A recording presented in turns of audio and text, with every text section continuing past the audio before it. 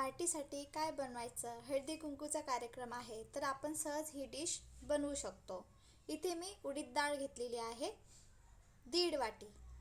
आपण 4 तास पाण्यामध्ये उडीद डाळ भिजण्याकरिता ठेवलेली होती।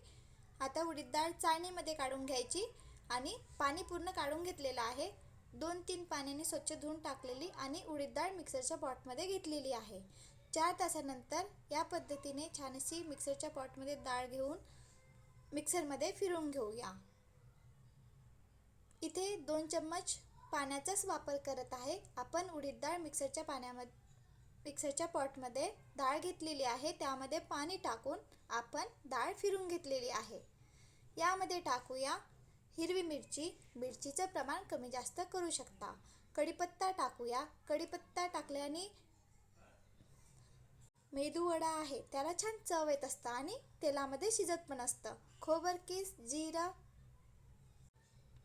मिरे पावडर, तांदूळ पीठ 2 चम्मच, पोहा खाच्या चम्मचने हिंग आणि 2 चम्मच मैदा घेतलेला आहे।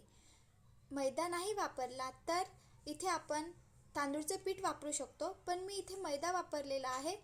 हॉटेलमध्ये आपण मेदू वडा खात असतो तर तिथे पण मैद्याचा वापर करतात। आणि मीठ टाकूया, छान असं मिक्स करून घेऊया। आता आपण इथे थोडा पाण्याचा वापर करूया, जेणेकरून आपला जो वडा आहे तो छान बनायला पाहिजे। आपण मिक्सरमध्ये फिरवून घेतले तेव्हा पाण्याचा वापर कमी केलेला आहे। मीठ टाकायचे विसरले होते, आता मीठ टाकलेले आहे। छान असं फिरवून घेऊया। इथे आपल्याला 2-3 मिनिट फेटायचं आहे।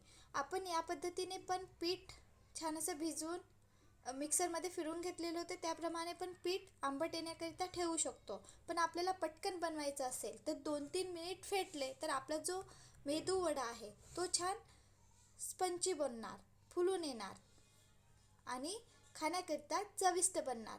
इथे 2-3 मिनिट मी छान असं फेटून घेतलेला आहे। त्याने काय होणार, आपला जो बॅटर आहे मेदू वडा बनवायचा तर बॅटर छान स्पंजी बनणार। आता आपण वडा बनवूया। हाताला पाणी घेतले आणि या पद्धतीने छान असा वडा बनलेला आहे।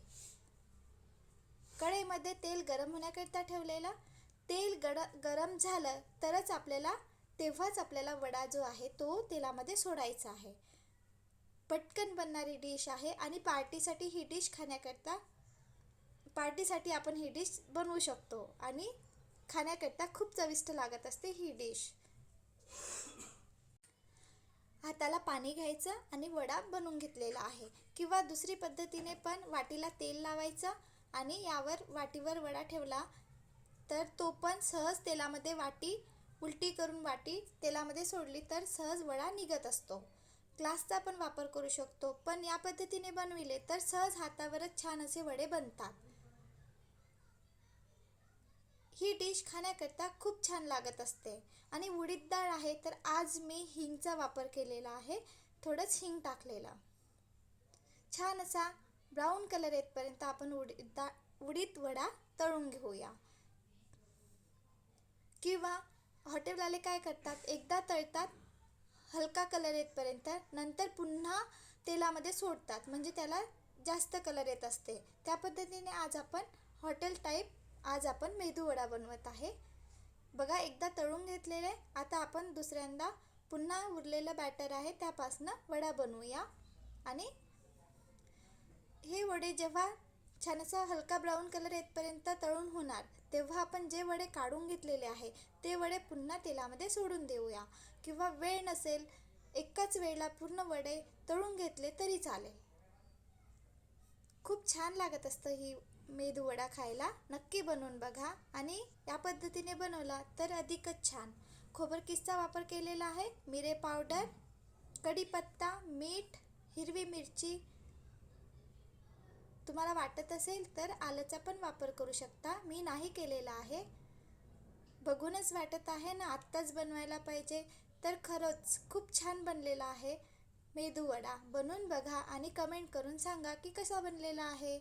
व्हिडिओ आवडला असेल तर please like, share and subscribe. बनवायला खूप सोपी आहे आणि खाण्याकरता अप्रतिम चव लागतं।